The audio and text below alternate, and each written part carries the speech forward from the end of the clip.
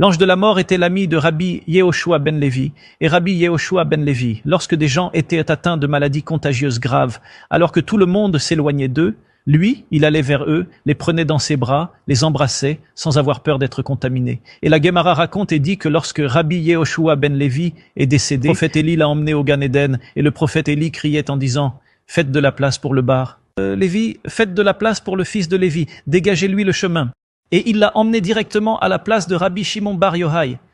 Et la place de Rabbi Shimon bar Yochai était un endroit spécial. Et Rabbi Shimon était assis sur 13 lits d'or dans les cieux, et il siégeait dans le firmament d'en haut. Rabbi Shimon bar Yochai demanda « Vous honorez beaucoup Rabbi Yehoshua ben Lévi ?» Rabbi Shimon lui demanda « As-tu vu un arc-en-ciel de ton vivant ?» Il voulait dire « Y a-t-il eu un arc-en-ciel pendant que tu vivais à ton époque ?» Rabbi Yehoshua ben Lévi lui répondit « Oui ». Rabbi Shimon lui dit « Tu ne peux pas être parmi nous.